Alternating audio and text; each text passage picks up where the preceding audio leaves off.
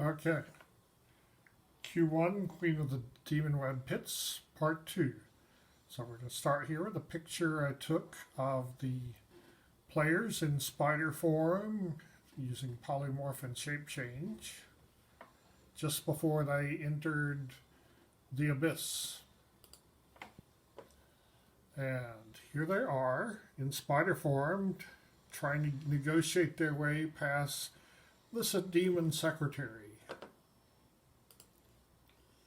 And here they are going down the hallway, totally missing the roper there.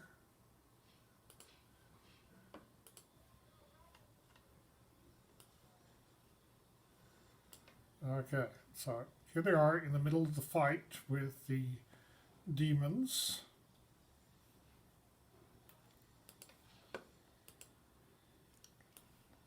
And here they are when they decided to polymorph themselves into demons and hide that way so they could get some rest. Yeah, on the other layer you can see their original forms.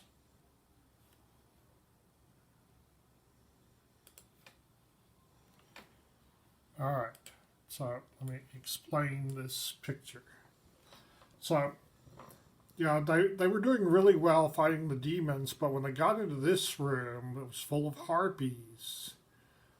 Things did not go so well. We almost had a total party capture here, but these harpies who kept capturing them and putting them in cages, and one would break out, and the others would get charmed and put back in the cage.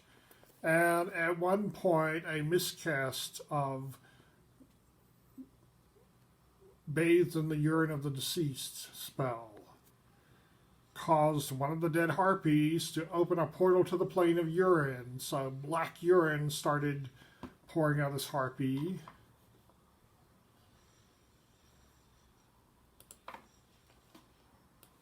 And the urine continued to spread.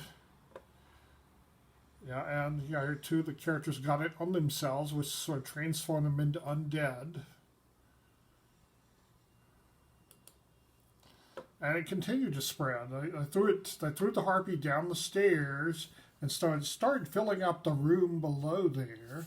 At one point they disintegrated a hole in the floor and it seeped into that room. And so the urine kept filling floors. I'd knock a hole and seep up from below after it filled up that room. So they were making quite a mess here. But they finally found the treasure.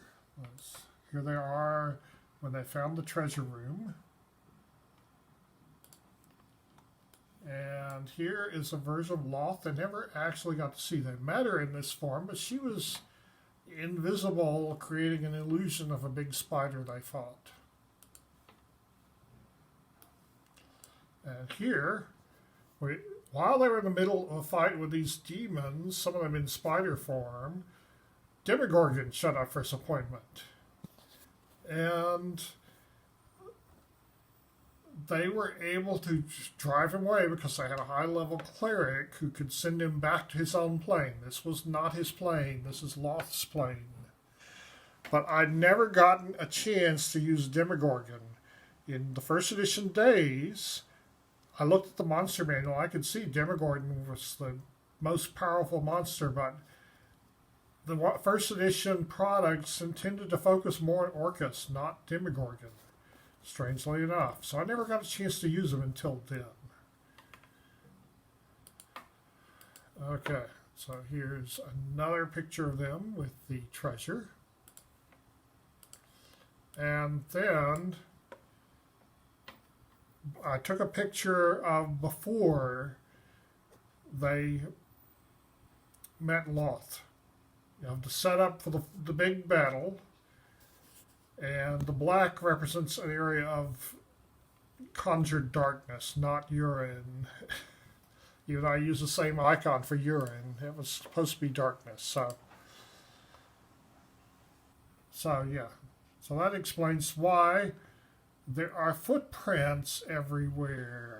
Urine's covered footprints, because I kept walking through this stuff and walking places. Everywhere they walked, I would leave footprints.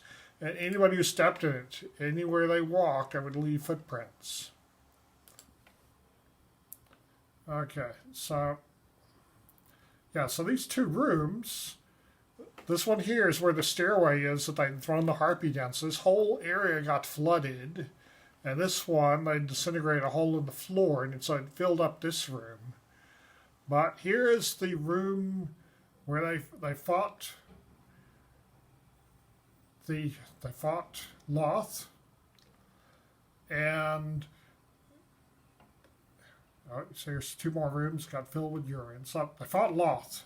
It was a big, hard battle, and eventually they were able to trap her soul in a gem, which they then fed to Pincher the lobster, who was able to absorb their power and become a god. They transformed this lobster into a god. I expanded the monsters so the players could see what the icons looked like, because they did not look so... It wasn't so easy to tell the detail when you were looking at the icons at a useful size. Okay, so got this picture immediately after the battle.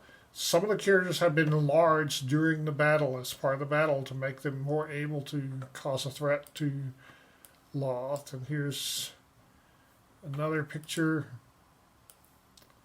and another one. Yeah, so that's how my players transformed a stupid lobster into a god who absorbed Loth's power. And several of the players made Pincher a god in their campaigns, and even somebody who wasn't in this campaign but heard about this story made Pincher a god in his campaign. So it's spreading the Pincher religion of lobsterology.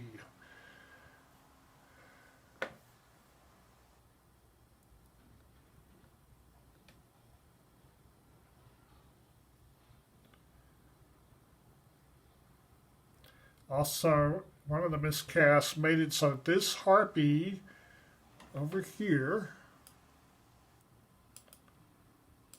and Butte here were the only beings who could kill each of them. Sort of like Harry Potter and Voldemort. Only one of them could kill the other, but later in the battle that got reversed. But for a while, the harpy could attack with impunity other people, and so could Butte. Even though his roll to hit was so bad, he missed a lot. So, that was Q1, the Queen of the Demonweb Pits, and how Bizarro it ran with us.